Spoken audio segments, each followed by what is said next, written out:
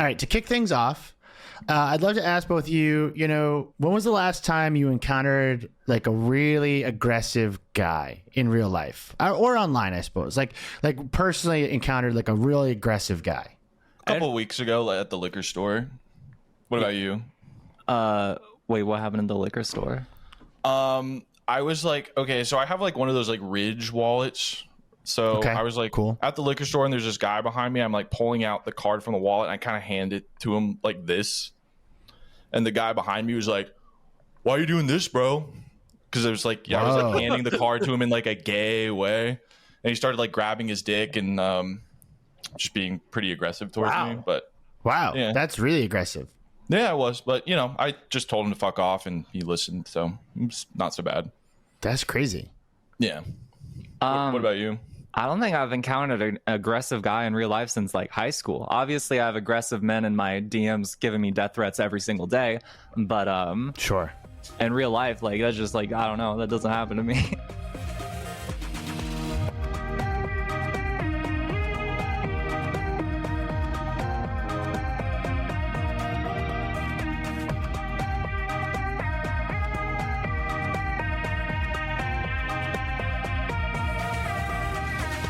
The reason I ask is because we're going to be talking about a subsection of very aggressive men who have sort of created a pseudo-religion to hopefully deal with their aggression. And I want to do a disclaimer here for our listeners who are sick of us on this show talking about gooning. We're going to be talking about that and a whole bunch more connected to that world today. Because today we're going to be talking about No Fap, the idea that men can cure all their problems if they just stop masturbating. We're going to talk about how it's spread, how it's weaponized, how its tentacles have wiggled their way into all kinds of different parts of society and our politics. I also want to apologize to Courier, our partner on this show. You guys got to deal with this. So this is what you signed up for when you wanted to work with us. So here we go. So this is Panic World, a show about how the internet warps our minds, our culture, and eventually reality. A note for our listeners, this episode obviously contains sexual themes and later briefly touches on suicide. Sounds like a real party. Joining me as always is Grant Irving, who will sometimes come out of his No Fap cage and be allowed to ask a question to our guests. And our guests today are the hosts of the Free Country podcast. Hello, fellow patriots. Kitty and Jeff, welcome to the show. Thank you very much. Thank you. Appreciate it. It makes so much sense that you would have us on this particular episode. Totally get it. Yeah. I'm really glad you said that because I wanted to clear the air and address the fact that you are related to each other. So I want to just get that one right out of the way real quick, that it is, I suppose, a little weird to have siblings on to talk about masturbating or not masturbating, but I take it this is not, out of your guys' wheelhouse to talk about. Yeah. We have like a pretty like open and honest like dialogues between each other, so it's all good. Yeah. Can you update our listeners, maybe with a story about how you guys got to this kind of relationship with each other? What there's like no easy way to ask this. It sounded insane. We don't fap with each other. I need to just make like that abundantly clear. No one. Yeah. And thank you for knowing that we're siblings, because we get a lot of people being don't know like, that. when are they going to start dating? Like in the adolescence, we started smoking weed together and kind of just formed. The weed brought us together. The weed, yeah.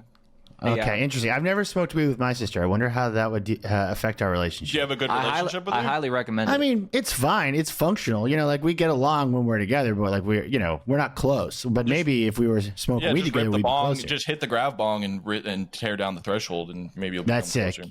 Yeah, bringing the grab bong to the pool and like getting in trouble like by like pool security, like that really helped. That was a bonding. Are you turning the pool into a grab bong? Is it like a 2 liter that's cut in half? 2 liter, and then you use the pool water for the grab bong. Yeah. Okay. Well, today we're going to be talking about another way of elevating your consciousness, which is giving up masturbating. And we're going to be talking about it because it is this thing that has become weirdly politically powerful, particularly on the right. Do you guys like have any sense of the place that NoFap kind of has in the conservative movement in America right now? Like, have you come across like weird right-wing NoFap guys? Not at all, actually. No.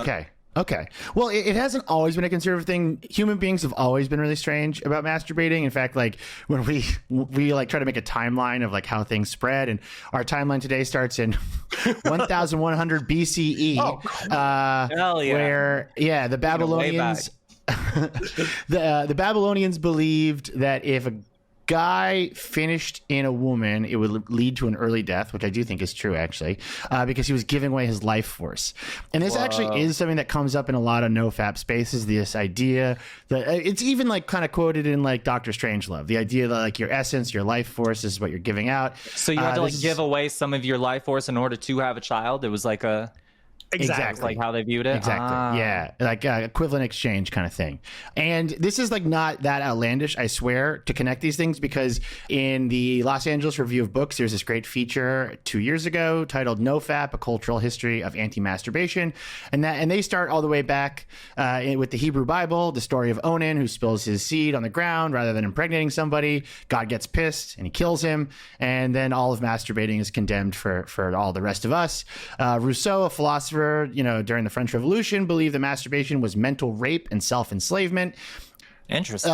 It just goes on and on. Here's a quote from the NoFap cultural history. Among the scandalous charges of treason and decadence brought against Marie Antoinette by the Revolutionary Tribunal was that she had sexually abused her son by teaching him to masturbate.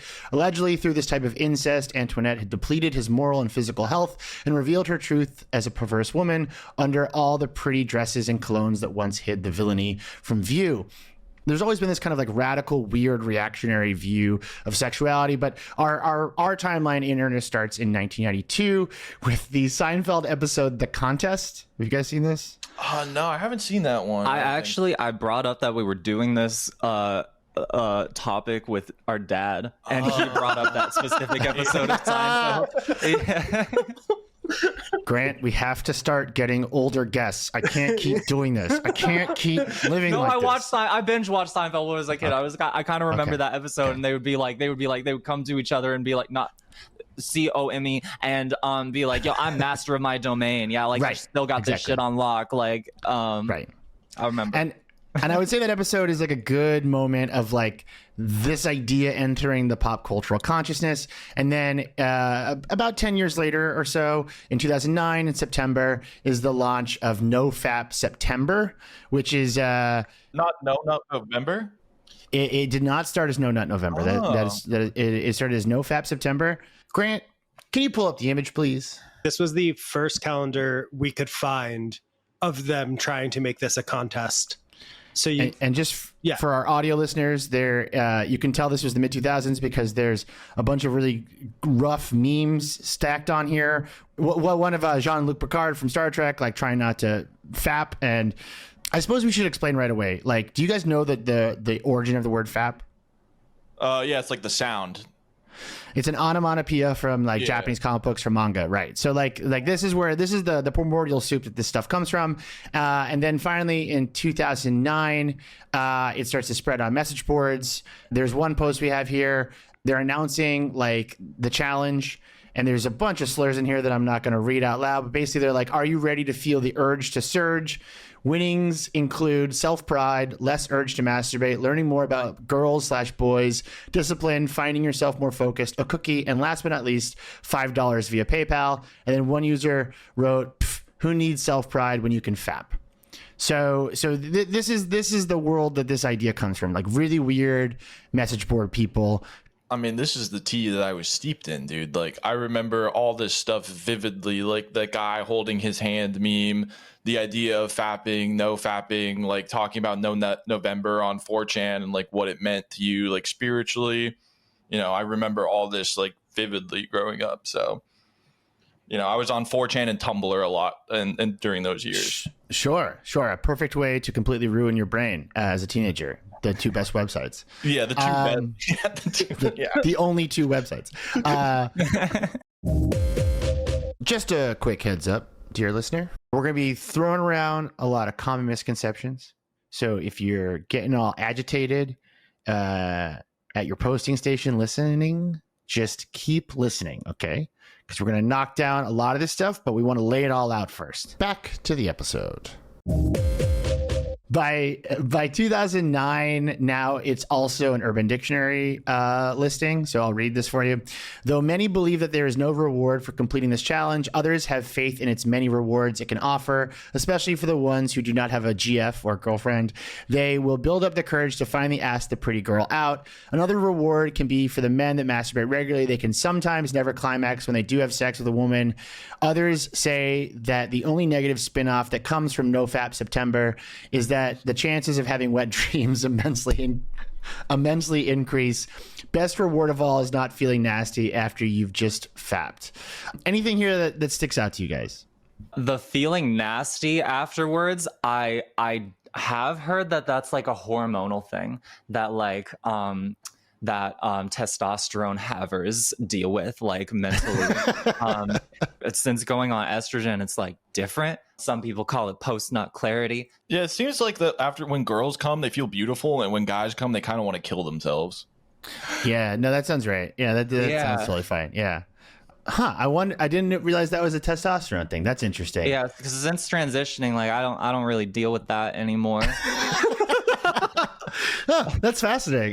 Yeah. I also feel like this is very much based in this kind of very specific kind of 2000s gutter culture online, where you're finally getting, like, people are finally getting access to internet pornography, and they really don't know how to talk about it or deal with it or think about it. And like, especially these sort of more niche communities already had a self-loathing angle to them. And so by the 2000s, like, they really hate themselves, and it becomes like this real race to the bottom that eventually swallows the entire American political establishment. But before that, in 2011, we got a shift in branding once again. It goes from No Fap September to No Fap June, which is interesting. Yeah, it's like November's right there. I don't know. The alliteration is right there. I agree. I couldn't fit this in exactly perfectly. They're going to... They try this 3 times in 2011. They finally land on No Nut November. But yeah, that's the one I remember growing up. Yeah. It's because they had enough mental clarity to use the alliteration. Right. Yeah, exactly. That's exactly it.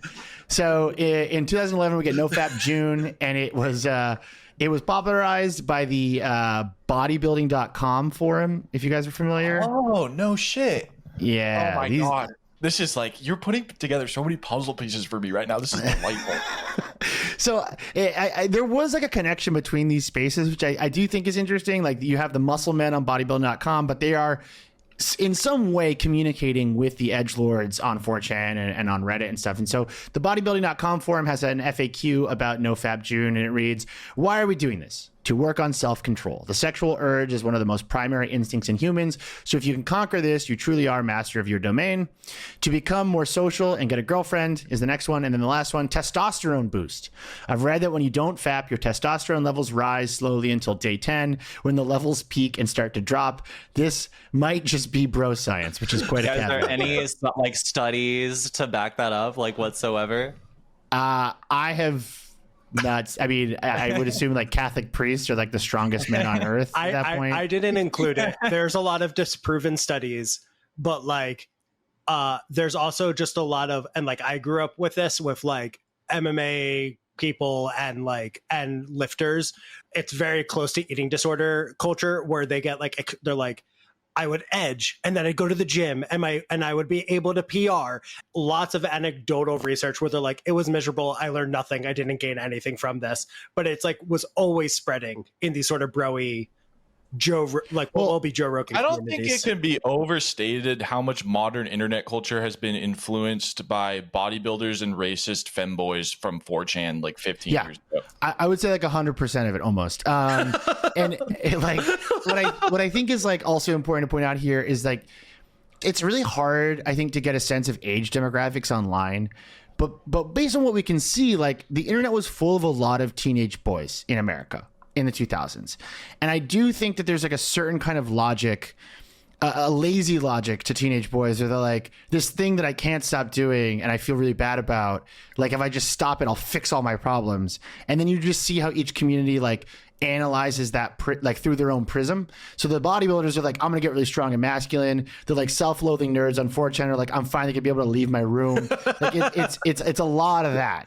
There's something to be said about like if you have like a bad relationship with masturbation, pornography, and you're able to like get a handle on it, like that is probably going to boost your confidence to like a certain extent. I think it's like similar to like any form of addiction. Like if it's something like you can't stop doing it or doing all the time, it's like all you're thinking about, like, yeah, you should probably like try to not do it as much, or like maybe like try to like chill on it. But I feel like, I don't know, it just comes across as like any other addiction. Something I was addicted to for a while personally, when I was addicted to Adderall, like the amphetamine induced hypersexual psychosis. That shit's real. Sure.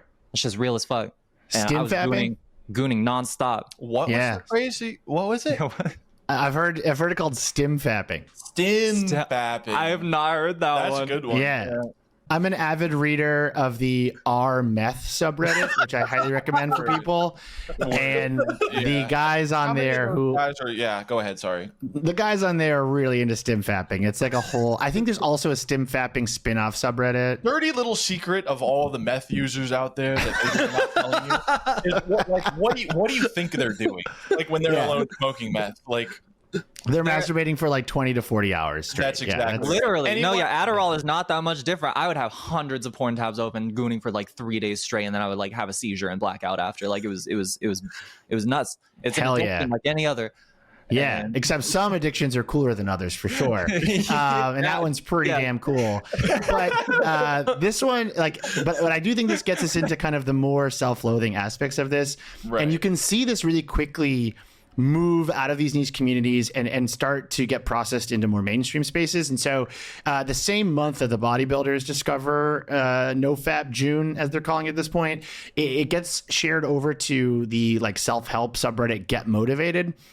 And the user there writes, since my early teens, I was an avid masturbator. Like most guys, I used it as a stress reliever. I always had the feeling that behind me not having the motivation to do anything with my life, sitting in front of the PC all day playing Xbox was some deeper psychological issue. Childhood, parents, trouble with school, traumatizing events, you name it. So one day I decided to stop all this. I went 4 months without masturbation, and it was the best fucking time of my life. I was horny all day and all night, ready to conquer the world in a second. Let me tell you something. Having sex with a girl and masturbation is something completely different. So while the first thing is good for you and generally has no effect on your level of motivation, masturbation just wears you out and makes you a lazy fuck. And this is really important here because this has come up like in a lot of different episodes we've done about communities like this. And it's something that I try to warn our listeners about. If you see it online, there are communities, and particularly now like influencers and grifters, that love to say that whatever's wrong with you can be totally solved internally. And if you ever find yourself in a space where you're like, hey, you can harness the power that's already within you to fix all your problems. You don't have to go to therapy. You don't have to get any sort of like medical operation. You just have to pay me to teach you the secret that's already inside of you. And like once you see that kind of language, you've got to back out as fast as possible because like you're watching like a cult spin up online, and it's almost always the same thing. Yes. Way to spoil the episode. So if you want to pay us $5 on Patreon, I can teach you the secrets of how to know that. But and you can masturbate as much as you want. And you can masturbate as much as you want, as long as you're not listening to this show while you're doing it. Going back and thinking about this time period, like as you guys as teenagers online, in the tea you were steeped in, as you said, like could you imagine like coming across posts like this and getting sucked into it, like sort of thinking Ryan, I don't have to imagine it. I was there. Talk about it. I was on Reddit on the NoFap page posting on it. I'm dead. Whoa. I'm dead serious. What? Yeah. We've been recording for 20 minutes and this just came up? Dude, have you got The Witcher, dude? It's like, don't reveal the information until. So wait. So talk to me about it. Like what made you do that? I remember at the time I was working very, very hard. I was working like hard labor, basically like 70, 80-hour weeks. I like did a vegan diet, and I felt like I had like more energy and focus if I didn't masturbate, and I like wanted like support for that. So I would post on the forums being like, talk about what I was going through. People were supportive about it, and I did feel like it like helped in a way. Sure. Like it was distracting. Like, it's like if I got to get up and like work like 16 hours, like I want to be like dialed. And if I like smoked weed and jerked off and watched porn in the morning, and I think that part of it too is like it's just like my own negative relationship like with like that thing, like maybe it's like some guilt stuff that I haven't like worked through. Yeah, I wonder how much of these NoFap people are like were raised Christian like us. Yeah, like I thought I was going to hell every time. We're gonna get there. We're gonna get there. Yeah, I've talked about this before in the show, but like when I was a teenager, I was like playing in punk bands in New England and sort of like doing DIY music, and I remember like every once in a while like encountering like straight edge people. Yeah. Who, you know, were in the Boston area, like so militant that like there's like a straight edge youth crew that's on the FBI watch list because like they were like doing crimes. Yeah. I was always very aware of like this weird masculine, like monastic kind of idea where it's like if you cut out drugs and you cut out alcohol and if you go vegan straight edge too, and like there are these like tough guys that always wanted to sort of like sell that idea, which I feel like was very prevalent in the 2000s. Have you ever gone like 14 days without masturbating or watching porn? Brother, I can't do it I can't even do it 6 hours, you know, like I'm Kramer in that Seinfeld like episode. I kind of like it does feel pretty good. Like you know, when what made you start? When were you like, when did you have the moment where you're like, I got an idea? The exact same way you guys described it. It's just people online like convincing me that it was a good idea. And I was like, yeah, fuck it. I'll give it a shot. My life sucks, dude. I'll do anything. We were in such different circles online. Like we were raised on the internet, but just in completely everyone like areas. The circles you were like, you should jerk off as much as possible. Yeah. No, I was getting like groomed by furries on Facebook, and you were like, sure. I mean, that is the two sides of the coin. Like, there's either one or the other. It's incredible that you're not a fascist, Jeff. Yeah. I mean, incredible. I don't know about that. You're doing a great job holding off on your fascist instincts. But in terms, that's a better way to put it. Yeah, you're fighting them every day like the Venom symbiote.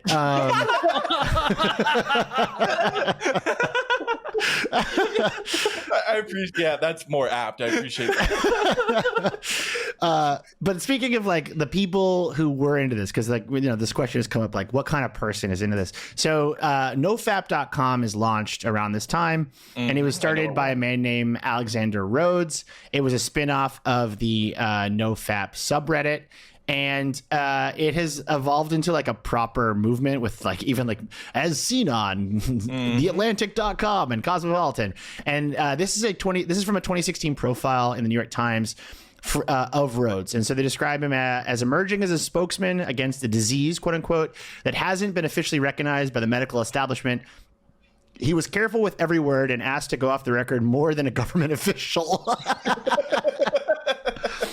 And so, yeah, they're incredulous about it, but they do kind of, as the New York Times loves to do, legitimize it by covering it.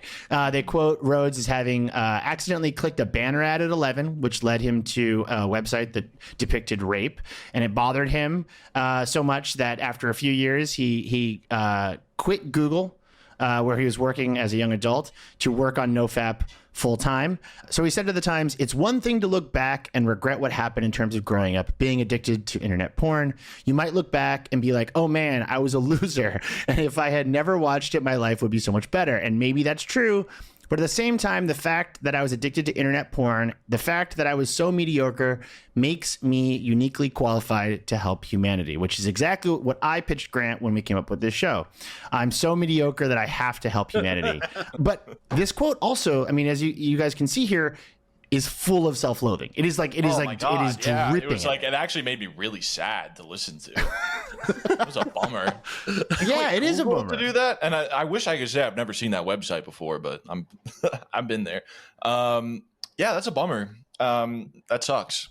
If you had to guess like what big institution picks up on this next, it's early 2010s. YouTube is now like big business. There's all kinds of places that would love to sort of find freaks from the internet and give them a stage. Can you guess like where this heads next? 2012. 2012 YouTube. Who's putting on the freaks? Yeah, I'm blanking. Let me. TEDx, baby. TED fucking X, baby. TED Talk earlier. TED Talk. Oh, TED Talks are kind of evil. This is perfect for a TED Talk, and it turns into a TEDx Talk by Gary Wilson. And it's about porn addiction, and it basically picks up the NoFap idea, legitimizes it, Here's a clip of Gary Wilson being very, very responsible in sharing a testimonial about the powers of NoFap, which are very real, apparently. I've been to psychologists and psychiatrists for the last 8 years, have been diagnosed with depression, severe social anxiety, severe memory impairment, and a few others.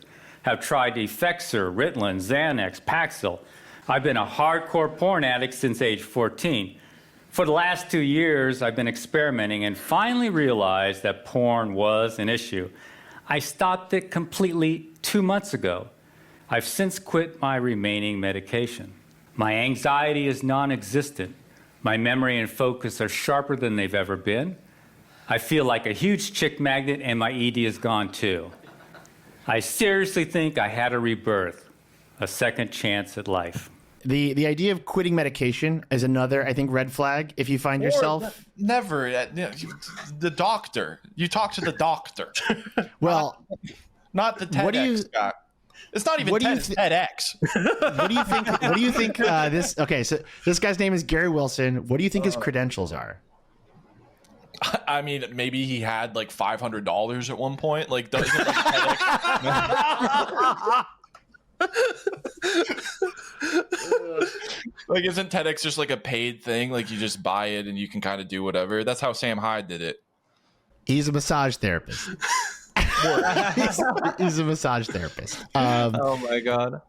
He has no credentials. And in fact, like, Ted had to put a disclaimer on that video being like, this guy doesn't know what the fuck he's talking about. But of course the video exists. They didn't take the video down. Why would they? How many views did that rack up? Over 1 million, 10 million, 5 million? Let's see. I mean, I've watched it several million times to help me. It's got 17 million. It's got 17 million views. 17 million views Jesus of a guy saying, Christ. "Stop taking your medication. I'm a massage therapist. Just stop jerking off." Yeah, if you Jesus stop watching Christ, porn, this is you won't need dangerous. any of that shit. And it's the Rizless guy. Yeah. He's like, "I'm weird and no one likes me." Yeah. I'm a weird, sad guy. And here's a bunch of graphs about how fucking weird I am. It's the porn that's the problem. It's the porn, yeah. This also gets it on the radar of another very famous crank, a deeply discredited psychologist, Dr. Philip Zimbardo, who's behind the Stanford prison experiment. And he picks up the video, he picks up NoFap, and actual psychologists are really unhappy about this because, like, all of these ideas that, like, pornography is like this, like, evil force in your life, there's not a lot of evidence that that's actually true. I mean, we're going to get deeper into that, but okay. The statistically, the experiment was real. I thought that was like a creepypasta. it's real. Just like it's deeply discredited. Like, it's not like it's not. Yeah, Oh, okay. It's a study that happened. The way they went about the study is not. I'll look into it after. I'll educate myself. My favorite fact about this was that they were like, this prisoner experienced so much distress. We had to release him from the study earlier, and they found the guy years later. He's like, yeah, I had to test a study for it. I was fucking bored because they were holding me in a room, so I acted crazy so I could go do something. Okay, yeah, I'll have to look more into this. I'm uneducated on the topic. Yeah, well, it's okay. But after a break, we're going to be talking about how bad journalism, bad media leads to more bad online men. But first, a word from our sponsors, who I personally have to apologize to. But your ad's running here, and there's nothing you can do about it. It's mine now.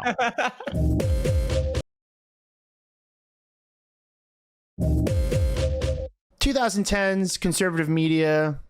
You guys, what do you remember about kind of like the right-wing echo chamber, you know, like pre-Trump 2016? You remember Breitbart? I remember arguing with my like high school graduating class on Facebook a lot.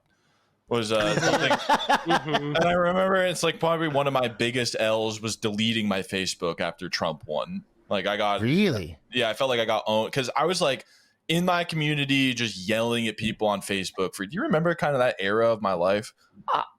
No. I don't even know where you were. You were somewhere else. I was just addicted to drugs on furry Facebook. Yeah, we were just kind of in a fog during that time. Yeah. What was furry Facebook like? Oh God, terrible, horrible time. Our family got invited to go on Dr. Phil because of it. Yeah. We didn't. That's kind of off topic. Maybe a story for another day. I don't think that's that off topic. Hold on, give us a quick spark notes of this, please. It didn't end up happening, but they wanted us on Dr. Phil. It didn't end up happening because of you. I chose not to do it. Yeah, she chose, which was so wise. Which was because it was just a like gotcha to like make furries look bad. Sure. Okay. So you were a big poster if they were like, Dr. Phil wants you. Yeah, I was like, I was what they call Popufur. Oh, okay.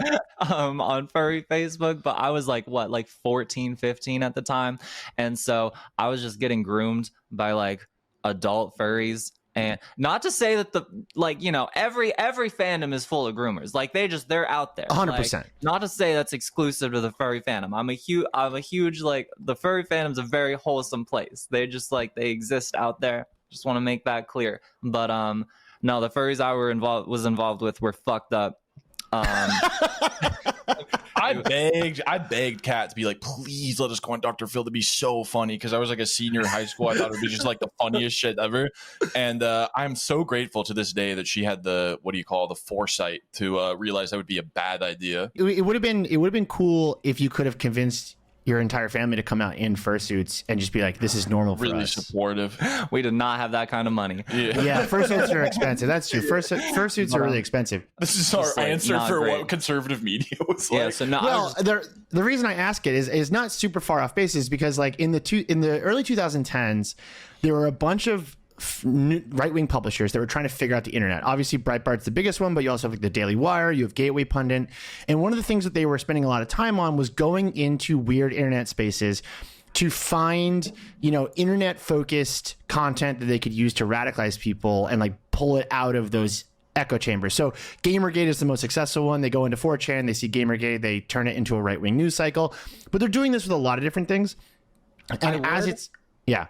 I would like to note that the worst furries I encountered were often conservative. The conservatives. Yeah, they're all like cops and soldiers and stuff. Yeah. A lot of cops are furries, in my experience. A lot of EMTs and cops and soldiers for some reason. Yeah. And that's like the right-wing section of the furry fandom. And it's pretty separate. And you were getting groomed by mostly those guys, you would say? Yeah, it was the conservative furries that are like the worst of them. Something to think about. Yeah. Quite a coincidence that that the right-wing furries were grooming you. So in this time period, like as right-wing media is trying to figure out how to crack the internet and like find parts of the internet to turn into right-wing narratives, NoFap starts to change as well. And New York Mag writes about this in 2013, and they point out that like even the idea behind it is starting to mutate. The piece reads, the most noticeable shift within the forum is how no-fappers have begun to characterize their short-term challenges as now long-term lifestyle choices. One discussion is literally titled "No Fap isn't a challenge, it's a way of life." And then the quote that they keep saying over and over on these boards is, "I feel like a man again." So now you're also seeing like a bunch of the different tendrils of this idea connect back together. So now it is like this pro-masculine, like very like monastic kind of long-term thing that all of these men are claiming they're doing. And then a couple years later in 2015, there's a subreddit spin-off called No Fap War, which creates like a game version of this. So the recruitment drive page reads, "Let's get one thing straight. If you're thinking about giving a half-hearted effort in abstaining from PMO, or porn, masturbation, orgasm." Yeah. Weird men online love acronyms. "Then you are not cut out for the war. Though the war is a supportive, positive community, it is not a place for second chances and do-overs. Get the picture, soldier? The war cannot be won without a firm resolve. You will be pushed. You will be tested. You will find yourself on the verge of relapse, but you must not fail. For countless soldiers, this conflict is the added accountability they've been lacking to truly break their cycle of relapse." And like, this is such an interesting snapshot of like how weird men talk to other weird men. Oh, like, I mean, I'm going to assume everyone involved here is between the ages like 11 and 23. Yeah. Right? So what I'm gathering here is that these are men who like have no control over their lives. And this is just like the most common, like overwhelming urge to have. And so they feel like tackling that is like the biggest obstacle they can come across. And like, that's really just what it is. Is like that's the only way they can feel some kind of control over their lives. Interesting the way they adopt like recovery language, like using the word using the word relapse for masturbating is really crazy. There's so many examples of this over the last 15 years of like men being vulnerable online and then finding men who like want to talk about it, and then those men like effectively grooming them or radicalizing them. Like it is the same language in all these different places. And in fact, this is true. A bunch of studies were done in the mid 2010s of like the overlap between different Reddit communities. And there was massive overlap between NoFap and the Donald, which was the pro-Trump subreddit. Oh, wow. It's like, dude, this the victimization and the insecurity of the fascists, bro. Exactly. It is. And now I see the thread that you're okay. I don't think it's always the case that these communities become fascist, but I do think vulnerable communities are easy to radicalize in the same way that like there are not all weird pervert fascist furries, but it's like if you find a subculture and you can speak that language, you can invade that subculture really easily and take it over. And there's a lot of examples of that, I feel like. And I feel like also feeling like you're addicted to pornography and masturbation. And I think at the end of the day, it's like probably people are more upset about being addicted to pornography than they are being addicted to masturbating. And they kind of go hand in hand. It probably feels incredibly emasculating if you have certain tendencies. Yeah, I'm gonna go out on a limb and say that I'm gonna guess that most of these NoFap people blame porn for existing, for like being like the way that they are, instead of having some goddamn accountability, some personal accountability, responsibility. Like, even am I right? You are right. I mean, like this. Just think about the inherent silliness of like having a serious social movement like this based around the onomatopoeia for masturbating from hentai. Like this is like how serious can you take any of this, right? Jesus Christ. No, yeah, that's like blaming bars for existing, for being an alcoholic. At the same time, as someone who has gone multiple weeks without watching porn and masturbating. Hey, that's great. I want to say that's great to hear. There's a magic to it. There is a little something there. But you believe in NoFap magic? Like you can move stuff with your mind after like week 3? I do think that you do get a little bit of superpowers when you do it. I think that but are you familiar with the term a pink cloud? Have you ever heard that before? I am not, and I'm terrified to find out what that means.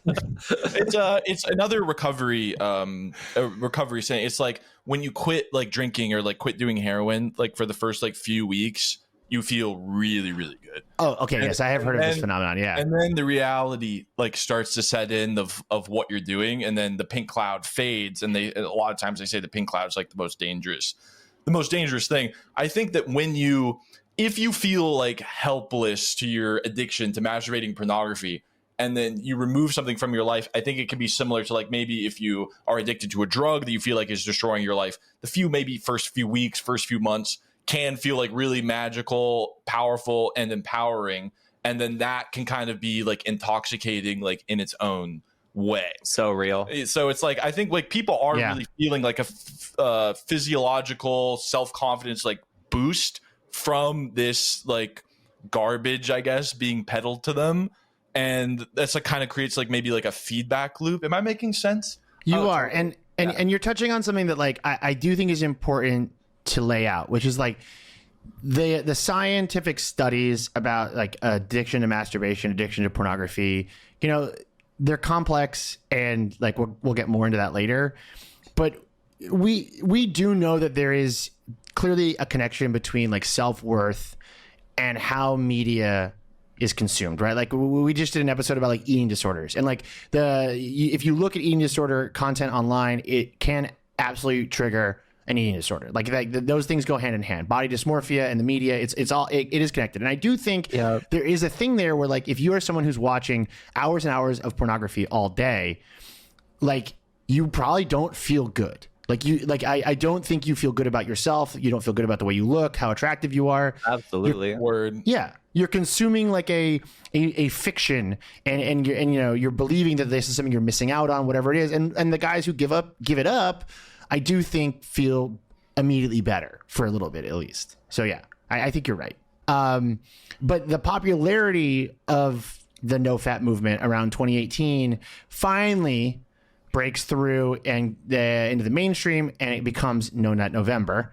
That is so popular that Burger King's official Twitter account is posting about it. What? Burger King talked about NoFap, bro. Yeah, so Burger King tweeted him. It's only a month, and then it says waifu, which is like a anime manga term for wife, and it's like a crying emoji. So fucking stupid. Right. And as NoFap, as No Nut November is going mainstream, the New Statesman checks in on it, and this is a British paper, so this will explain some terminology I'm about to read here. The anti-wanking community is an excellent recruitment tool for the far right. Young men who feel ashamed of themselves are encouraged to put themselves through, let's face it, a very difficult physical test, all while reaching out to other frustrated men on the internet, many of whom are misogynist and racist. I remember when these pieces were coming out, and I don't think NoFap is inherently misogynist or racist, but it is vulnerable men who are very easily radicalized. And I think that is the process here. Mm-hmm. And in a research paper done by Penn State titled "The Battle for NoFap," they kind of zero in on this dynamic. It reads, user gave up porn reports on the financiers of pornographic companies and the servers on which the content is hosted. Fishbein, Slifkin, Rosenblatt, all Jewish surnames. The porn industry is owned and run by Jews. This is a fact, so don't shame us. This was in 2018. They posted this, and then they posted again. When NoFap is accused of being anti-Semitic, one user claims this is an admission that porn is a Jewish plot, which is way more extreme than anything we saw in the 2000s. Right. Yeah, that's yeah. Sorry, who was saying that? A user named Gave Up Porn who likes to track the Jewish connections of the porn industry. Right. So these guys are feeling helpless and they're feeling addicted to porn, and then they come to the conclusion that it's like a Jewish weapon being used against them to turn them into servile. I have something to admit. Okay. Israel's been funding and backing my OnlyFans. Okay, that's totally fine. I think it's really important here to show how when you get these kinds of communities and they start to radicalize, they have to find an enemy, an answer. Right. They have to find an other to blame. It's why almost every weird internet community from the 2000s eventually spins out into neo-Nazi stuff, because they've just like been fermenting in it for years without a solution. And like, it's really easy to just be like, yeah, like porn is a Jewish plot. And now it's you see it in all of these communities, I think. You know, these cave drawings are a fucking Jewish plot right now to keep me from hunting mammoths. Exactly. Jesus. Have you ever listened to Healthy? You know who Healthy Gamer GG is? I do. Yeah. He has like his take on it is so cool. He's like, look, you can get addicted to pornography for sure. He's like, if you try to not do it forever, you're almost invariably going to relapse, and then your brain is going to become better at being addicted to it. He's like, just do Windows. Just like give yourself. Oh, I thought you meant like switch from Mac to Windows. Oh, you're saying like a porn window. Time. Yeah. He's like, if you feel like you're addicted to porn, just do it. He says what he does with his clients is just gives them like times of day to do it, and then that way you feel like you're not taking over your life. A little porn siesta. Yeah, this seems like a reasonable compromise. Moderation. Yeah, and we're gonna talk more about Healthy Gamer in the third act here. But don't worry, we're getting there. But I do want to say, before we go to the next act, is that like as this stuff is spinning around the right wing echo chambers, being picked up by right wing media, by 2018 is when we get the kind of like self-helpification of right wing content. So you get like Jordan Peterson. You guys are familiar with Jordan Peterson, of course. Oh yeah, we love Jordan Peterson. He helped me go viral. Yeah. Kat, one of Kat's biggest videos is a Jordan Peterson. Sorry. Did he share it, or was he mad about it? I just used his audio for. Okay, it's like cool. It's like when she got bottom surgery. It's like the clip of him being like, You can learn to take the ultimate load. Yeah. The Jordan Peterson obviously is like perfect for this world of NoFap. You know, this is where you get like the intellectual dark web who they're clearly like trying to figure out what to do with all the weird fucking guys that are now conservatives, and so they're selling them like self-help books, and they're trying to like help them clean their rooms. This is also around the same time that like Logan Paul does No Nut November, which is great. Good for him. Yeah. And then of course, finally, in 2018, you get Joe Rogan. Rogan did it. That's so right. Picking up on NoFap. It has 7 million views. Here, let's play a little section of this just so you guys can get a taste of Joe's opinions on NoFap. You know, Ari studied the Talmud and did it for like 12 hours a day when he was a young man. Yeah. He told me that there was one passage where in one of the ancient texts where it was talking about battling a dragon. And he's like, this doesn't make sense because everything in here is supposed to be a story that actually happened. Like, what is this dragon? Oh, the dragon is a metaphor for masturbation, they tell him. So the dragon that takes away young boys, it is a metaphor for masturbation. So, yeah, the dragon is a metaphor for masturbation. Are either of you guys Jewish? I'm not Jewish. Are you? I'm Jewish. Okay. Is that a thing? I mean, maybe somewhere, but I'm sure that Joe has it wrong. I think we can count on Joe having it wrong. Yeah. Okay. Yeah, it does sound wrong. Once Joe Rogan picks it up, it's now everywhere. NoFap is like a part of how you have to join the Proud Boys. Fun fact, like you can't masturbate. No shit. Really? Yeah. Wait, you can't masturbate at all if you're Proud Boy? It's you're jerking it too. I did not know that. You basically you have to name 5 cereal brands, and you have to promise not to masturbate anymore.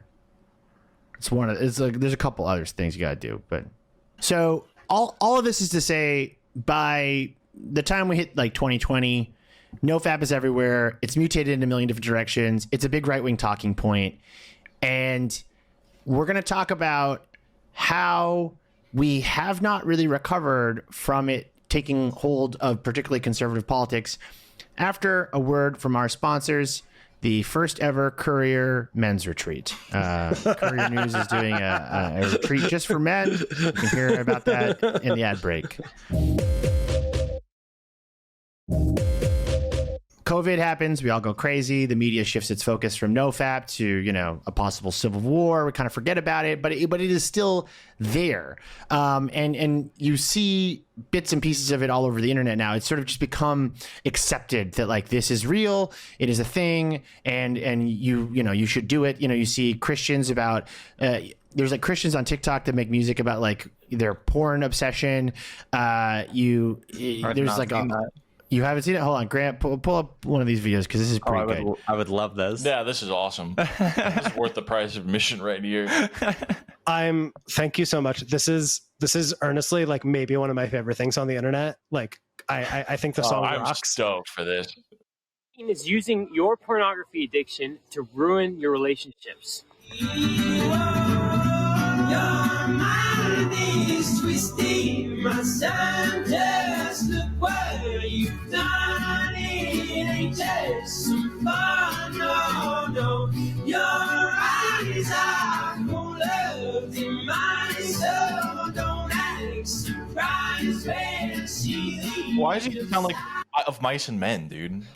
It's because Christians discovered Stomp, Clap, Hey, Indie like 4 or 5 years ago, and they love it now. I would say that's better than any of Mice and Men song. I just there with you, buddy. I just wish the Lumineers wrote songs about not masturbating. When you guys have recently encountered like NoFap language online, like how are you seeing it like currently in modern day internet here? I mean, I don't see it as much online. It's like I know people in my personal life who are like, I stopped masturbating and I feel really good, and when I do it, I feel bad. So I don't see that like. You're probably not introduced that language whatsoever. Yeah, you're because sex worker. Like I'm very much like seeing the opposite. Yeah, kind it's of. like this is bad. It's bad for business, dude. You don't want people talking about that shit around you.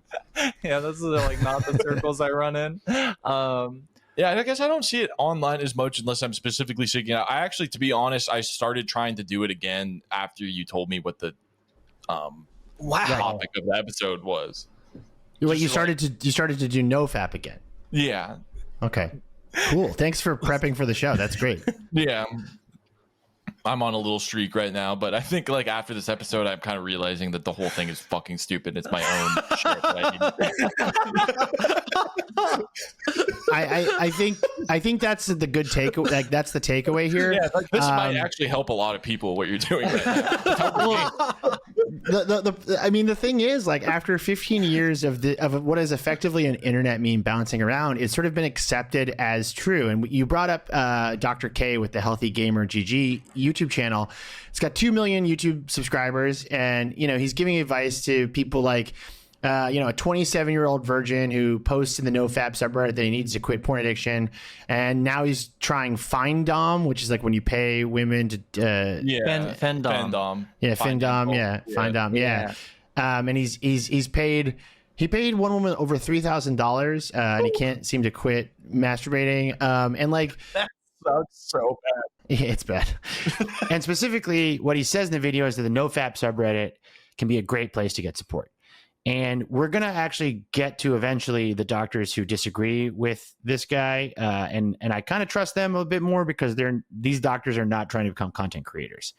He's not radicalized. He says you should be nicer to women, but he does refer to masturbation as a disease, and he takes money on his streams in exchange for the advice. Really, he does. Damn, I always liked his videos. Like I watch his videos all the time. I didn't know he was weird like that. I mean, I would hesitate to say he's weird, but I don't love the fact that I don't know. Being a creator is tough, man. But like he's clearly like trying to like lean into what people already believe is out there and sort of like helping them through it. And he's on the nicer end of the spectrum. He is, but it's part of a larger ecosystem.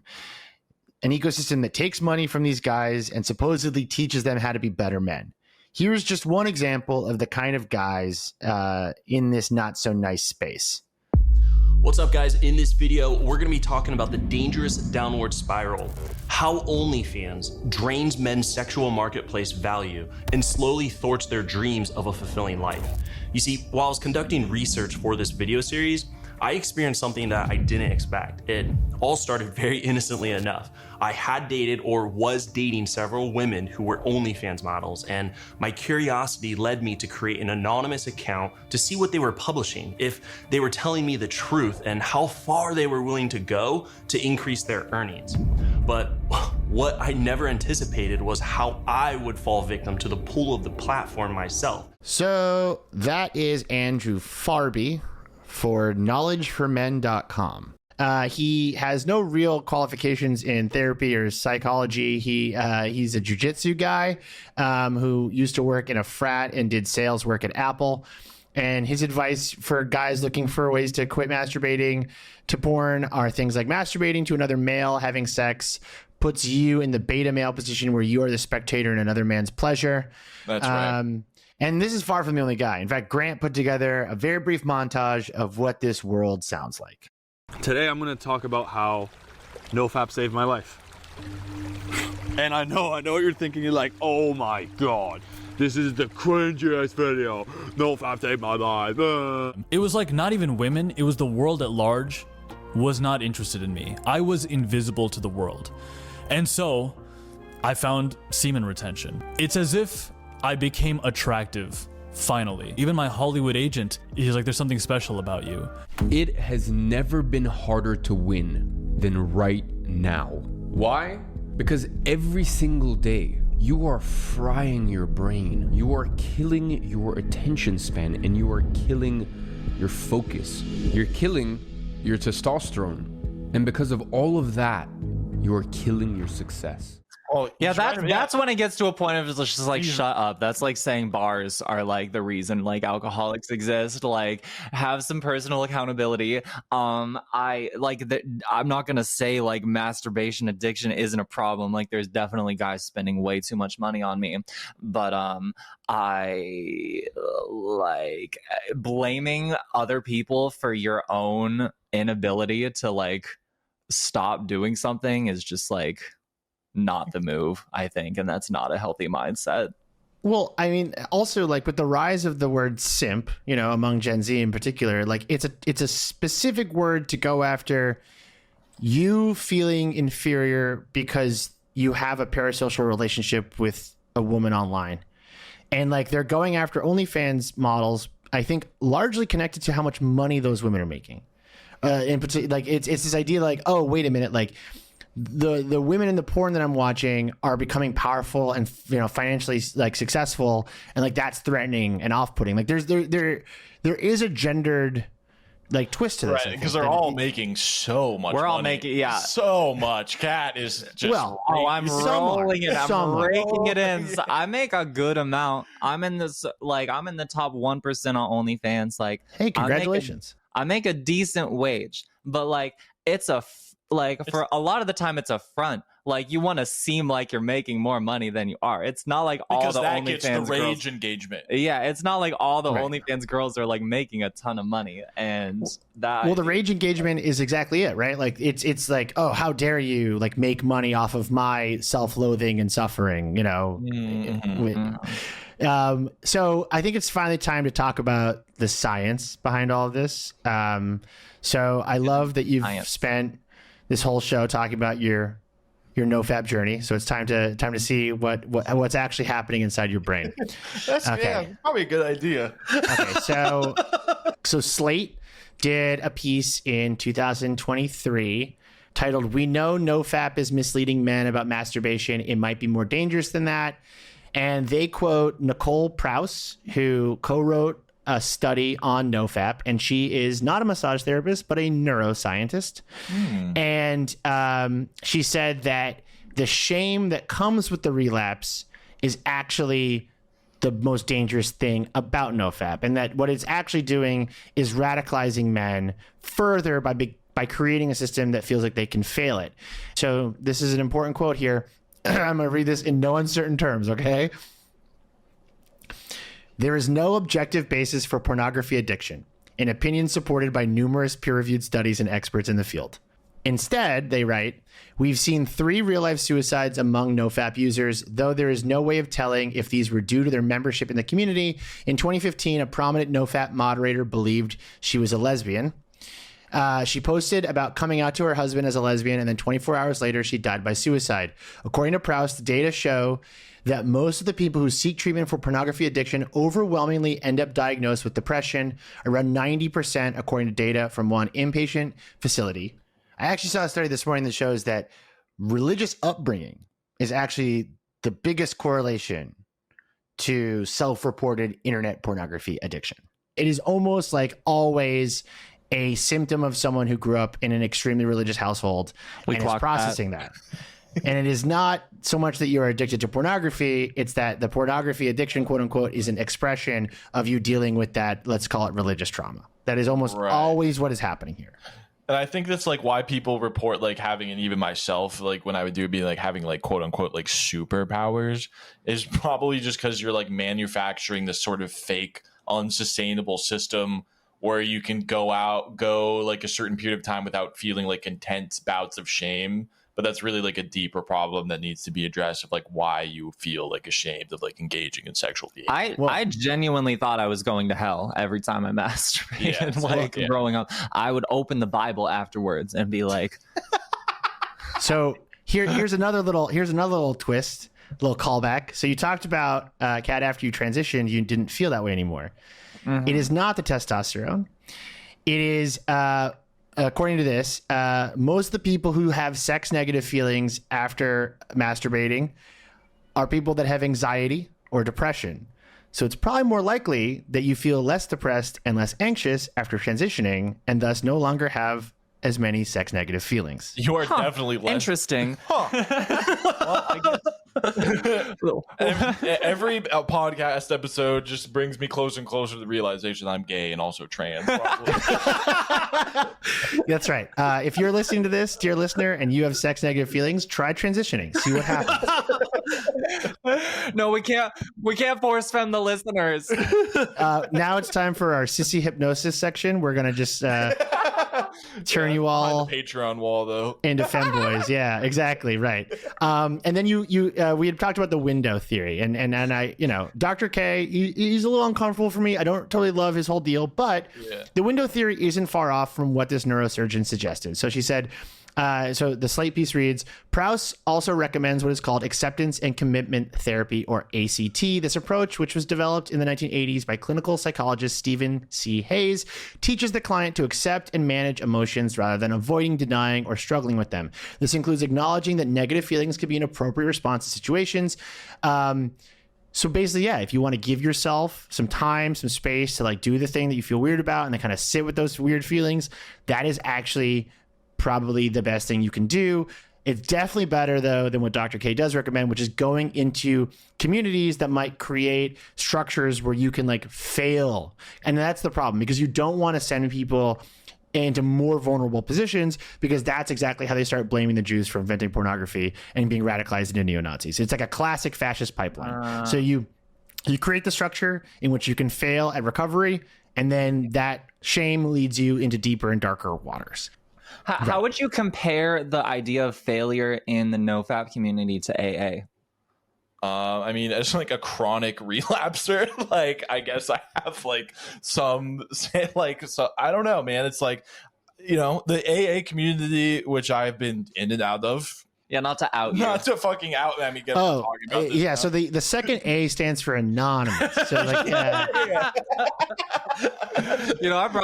I brought it up in a way where you could just be like, about it, but like, yeah. I mean, I don't know. It's like, as educated that I feel about this episode, I feel like I'm sympathetic to people who feel like their lives are getting out of control and they're like trying to gain like the control over it. But I also think that like what you're saying, Kat, about like personal accountability and responsibility is, but also it's like, I don't think AA is like trying to make people like vote for Trump or whatever. Like, no, but it's just free. It's like free therapy for people who are down bad. And I appreciate that about them. But there absolutely are examples of like cults or like fascists or sort of extremists going into recovery settings and recruiting people.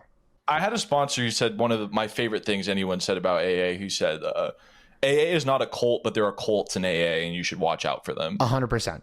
And maybe NoFap, you can almost kind of say a similar thing, even though it's a little different.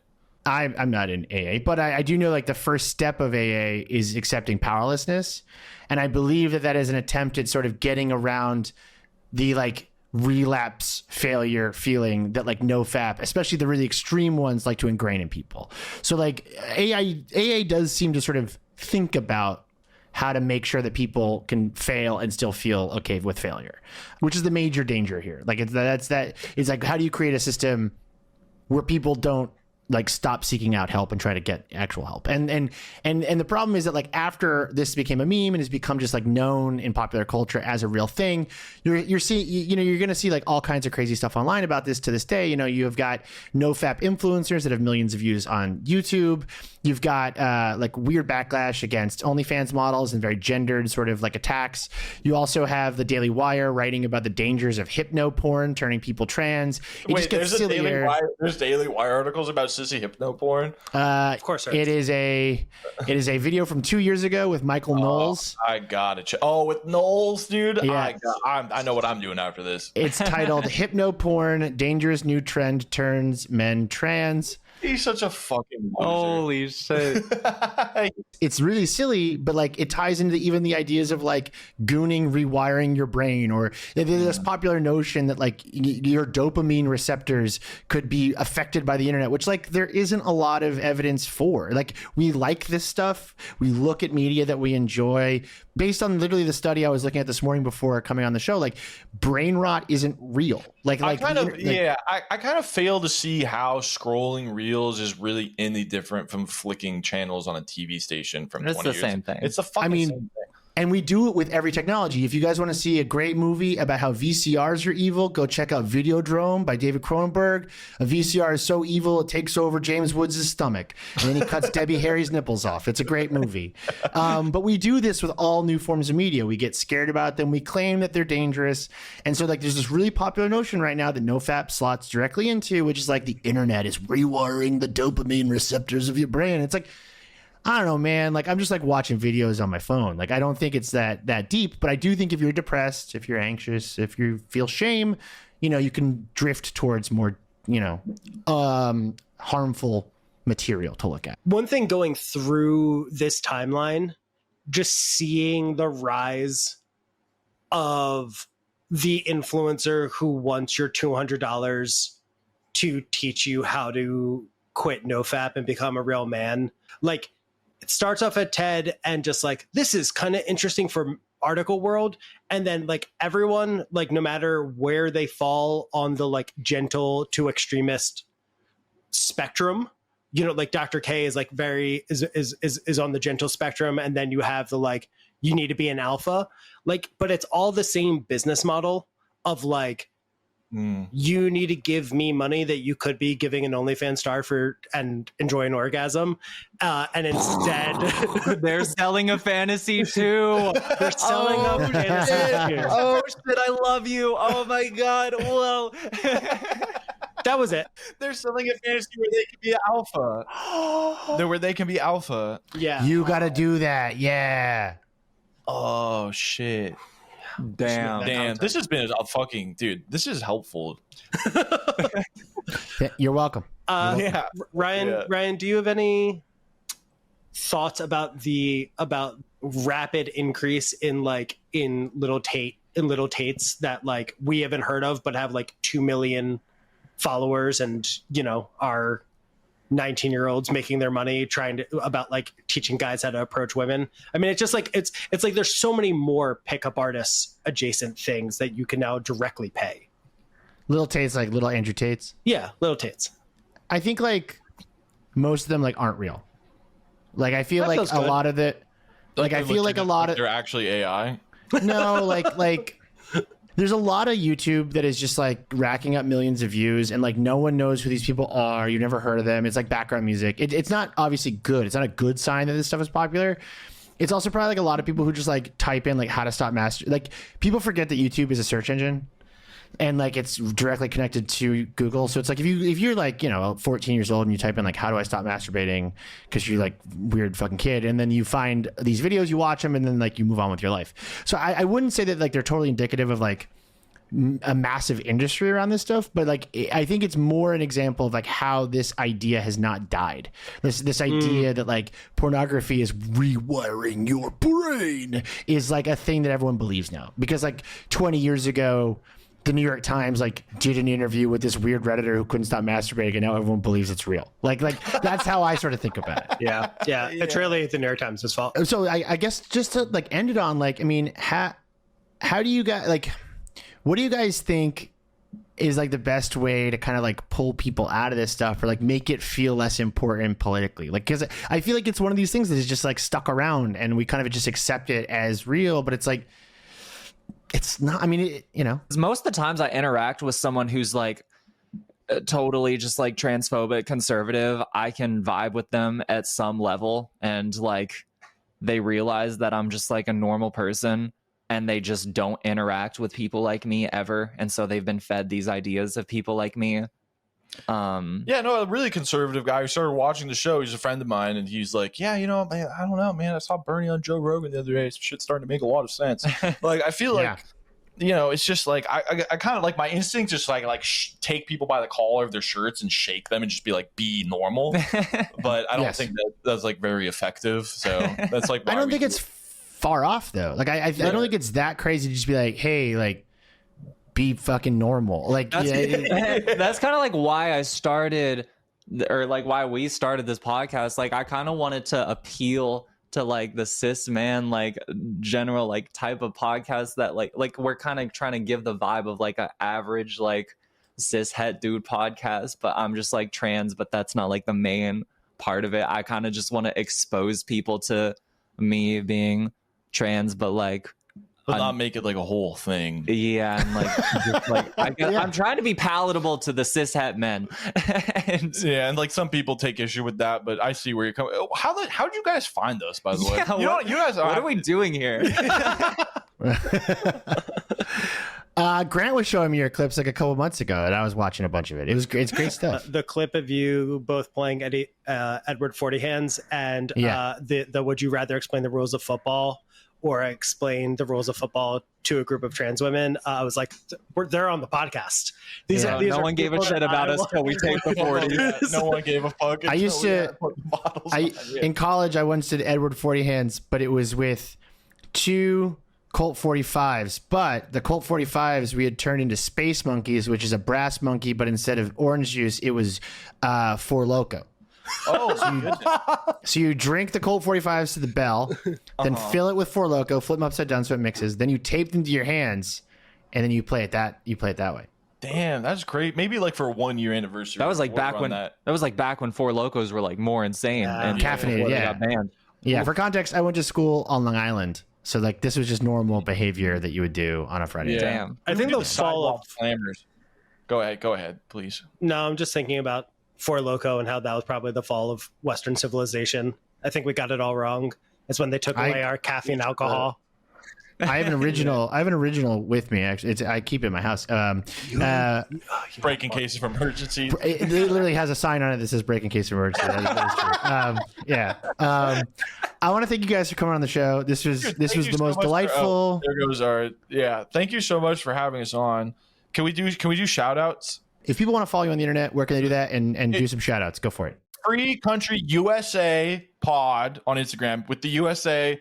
The other one got banned. Don't follow that one. Free Country USA Pod. You can follow both. Doesn't really matter. YouTube, Instagram, Facebook, not YouTube, Instagram, Patreon. That's the one you really probably want to look at is the Patreon.